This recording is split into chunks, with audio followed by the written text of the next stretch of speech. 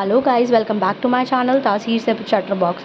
और आप देख रहे हैं क्योंकि सास भी कभी न बहू का जो न्यू प्रोमो आया है, जिसमें तुलसी जो है वो मीर के साथ अपने ओल्ड लव को रिवाइव कर रही है।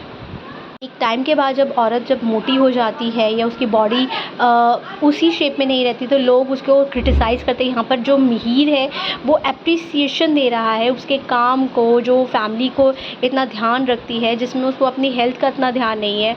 वो उसके सारे ब्लाउजेज़ ढीले करवाता है। जो वो कह रही है कि मेरी बाँह ऊपर नहीं चढ़ रही थी ब्लाउजेज़ की, नाउ वो उसको फिट हो रहे हैं। वो कहता है हाँ मैंने खुलवा दिए हैं। वो उस बात को पकड़ लेती है, फिर भी वो एप्रिशिएट करती है कि उसके हस्बैंड ने उसकी बॉडी शेमिंग के बजाय उसको एप्रिशिएट किया, उसके प्लस पॉइंट्स को देखा, जो वो फैमिली को सपोर्टिव सिस्टम है।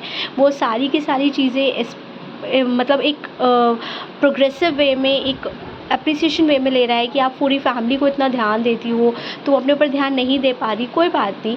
वो 100% उस बात को बहुत ही पॉजिटिव लेता है। एक औरत तभी खुश रह सकती है घर में जब उसका हस्बैंड उसको एप्रिशिएट करे। दूसरे पर हम देखेंगे आप, वो लड़की उस स्केच के बारे में बात करती है कि वो स्केच रिवील हो जाएगा तो जो अंगद के ऊपर एलिगेशंस लगे थे वो हट जाएंगे, जिसमें भुवन जो है वो सामने आया है परी का as a would be husband होके, क्योंकि वो मिहिर के ही घर आया है परी को देखने के लिए, उसकी डॉटर को देखने के लिए।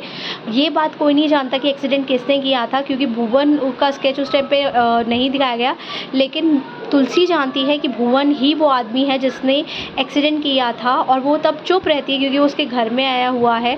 वो अपने देवर से इस बारे को डिस्क्लोज़ करती है कि इस आदमी को घर में नहीं जेल में होना चाहिए। जब आप नेक्स्ट एपिसोड देखेंगे तब आपको पता चलेगा कि तुलसी ने कितना ज़्यादा दुख झेला है जब अंगद जेल में था, और वही आदमी जिसने उसको इतना दुख दिया वो आज उसके घर में है। परी को देखने उसकी सास आई होती हैं।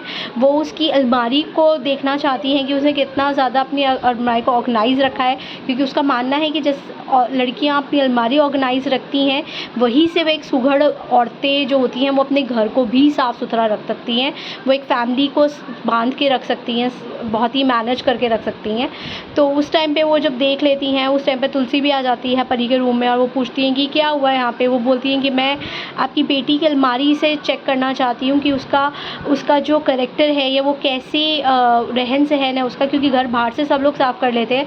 जिस लड़की की अलमारी साफ़ होती है, जब वो देखती हैं कि वो परी की अलमारी भी उतनी ही साफ़ सुथरी, उतनी सुंदर है जितनी परी है, तो वो उसको बहुत सारी ब्लेसिंग्स दे के, बहुत सारे एप्रिसिएशन दे के आ जाती हैं कि तुम ही मेरी घर की होने वाली बहू हो और तुम ही मैं पसंद करती हूँ। भुवन को पता चल जाता है कि वो जो ट्रैफिक सिग्नल पे पुलिस वाला था, उसने उसका स्केच बनवाया है। उसको नहीं पता कि उसकी सिस्टर ने बनवाया है।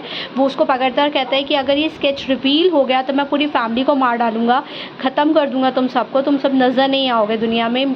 तुलसी को बहुत डाउट है इस फैमिली पे, बहुत ज़्यादा शक है कि ये कोई ना कुछ तो घपला कर रहे हैं। आप एक और प्रोमो में देखेंगे कि जो तुलसी की फैमिली है वो बहुत खुशियाँ मना रही है, क्योंकि परी को देखने लड़के वाले आ रहे हैं।